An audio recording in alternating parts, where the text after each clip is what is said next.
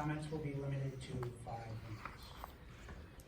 Casey Sheeky, Ridge Road, Lake Geneva. I want to thank Mr. Gage for the nice presentation. It's very, very well done. Well done. It's a little late and after the fact. The project is almost completed. A project like this should have been voted on at a city council meeting, the way that land has been changed down there. I don't care, all the laws were followed, so be it.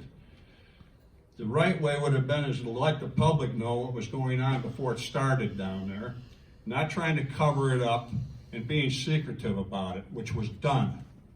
Again, I ask for all city documents pertaining to the project using the Freedom of Information Act. None were provided. Nothing was said. No one knew anything in the city. And that's city property down there. The city council should approve this, not Hardscapes, Wasco, or Nord. This is public property and belongs to the taxpayers.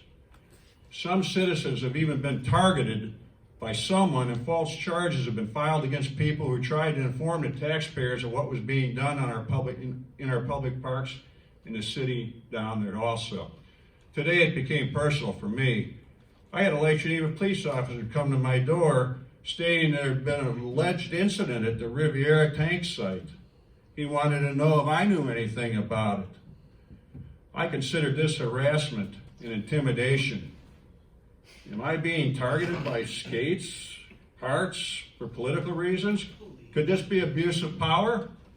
Yeah, you, Mr. Skates.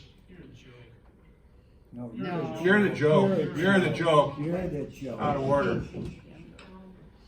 Please proceed.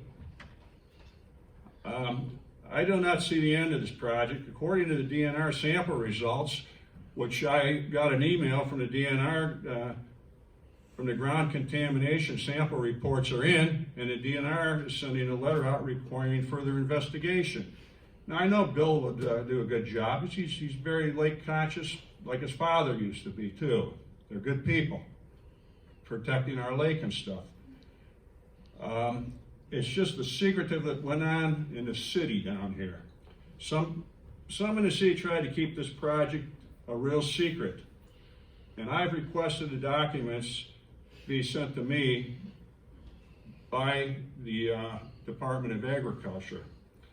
And I guess the only way to end this situation, the way I see it, how the city is being run, and this old quote kind of fits the way the city is being run. You can fool some of the people some of the time, and some of the people all the time, but you cannot fool all the people all the time. And that's Abe Lincoln that said that. Thank you. And I just wanted to speak about the consent agenda, specifically item B and the knockerball permit for Donian Park. And again, express my concern that Donian Park is not used for the knockerball. In the Park and Open Space Plan, it states that Donian Park is a wetland, an overlook, and there's also the 100-year recurrence interval floodplain along the White River. And we've experienced some of that flooding this summer. It is just starting to recover. It doesn't appear to me to be the place to have knockerball. So I would ask that one of the council persons takes Donian Park out of the consent agenda and has a discussion, the council has a discussion about that. Thank you. I just have a few comments on the operation down by the lakefront. I look at that all day long, except Thursday when I'm closed. And I just have one problem with it.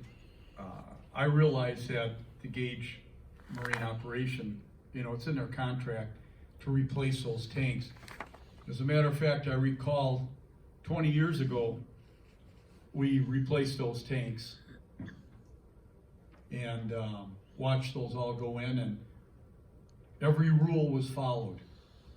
I had no problem with being mayor and doing business with Gage Marine. They followed every rule there was. This time around, the only problem I have is the level was changed. The level was altered. for whatever reason, to me, just speculating, it could be the fact that, and I might be wrong, it could be the fact that larger tanks were put in. I still haven't gotten the right answer. There's 2 tanks. Are they 1,500 gallons apiece or are they 2,000 gallons apiece? Does anybody know? Oh, each are 3? Were you here for his presentation? I mean, he explained why it required. She didn't just say that. So each are 3. So that's 6,000 gallons, correct? Yeah. Okay.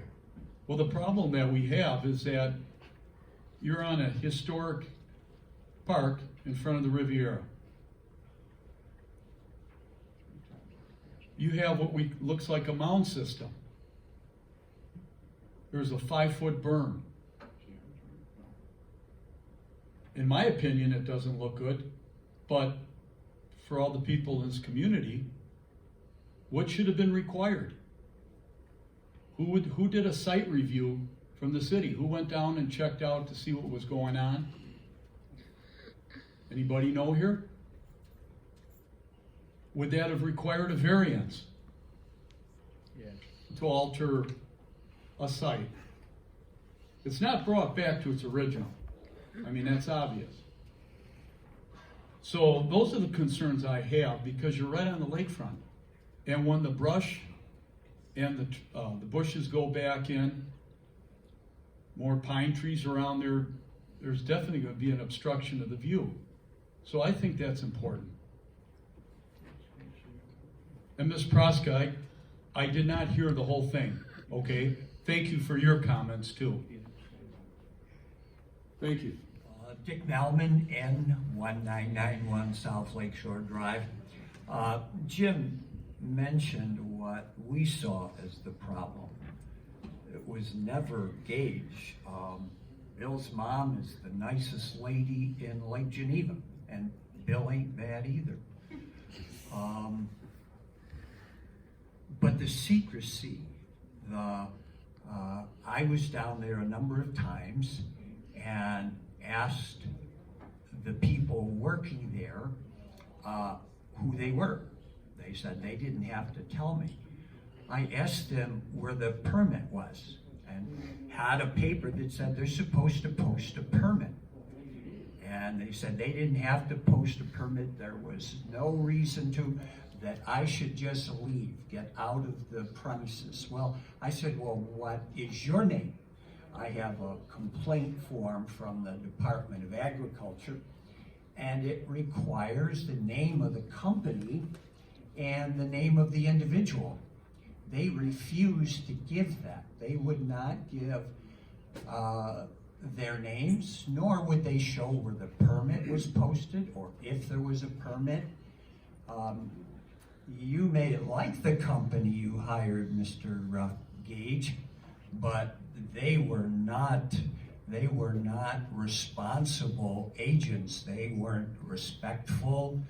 They were mean and nasty people. You say we should have called you, but I don't have your number, and I wouldn't have thought to call you. I knew Casey was checking with everybody in the city, and nobody knew what was going on. And you gotta realize that puts questions in people's minds. What's going on? And there are rules. I probably don't need to read them to you, but there are state rules that require a variance when you are increasing the size of the tanks. 20 years was the life of a tank. And a tank that leaks water, I don't care what you say, gas is leaking out. You know, water doesn't come in without gas going out. If you read about these kinds of tanks, nobody talks about water coming in. It's all the gas leaking out. And it's dangerous. It's dangerous for our lake. And you can see those tanks, how close they are to the lake. And nobody called the GLEA, nobody advised Ted Peters of what was going on. It was all done in secret. And I can understand Bill wondering why we're so upset. But he didn't watch it every day. He didn't see what was going on. We did, and we questioned it, and we weren't given any satisfactory answers. So if he would have made the presentation before and told us, you know, you're gonna have Gage Mountain in that park. There's gonna be a mountain there. And if you people would have said, well, if that's what we have to do, well, you make the decision, not Mr. Gage. He wants to upgrade. He has a contract that says he can replace, but he's got to put it back the way it was. He upgraded significantly, and he's not putting it back the way it was, which is okay. If the council was okay with that, and the people were okay with that, that's fine. But that isn't how it happened. Thank you. Thank you, Mr. Mullin. Anyone else? If I could just tie a ribbon back on this a little bit. When I learned in Williams Bay this absence of information, there is nobody here. I'm ultimately responsible for this. Let's be very clear. There is not a political issue in this community because of this. I did not speak with any elected official, come to the city council, mayor, or anyone to ask for this. We worked through all of the technical sides, which are the legal and proper way. If there was a mistake, I apologize if I put any of you, whether you're serving our community or elected to it somehow by people here that are trying to use this for their own political purposes. We're better than this.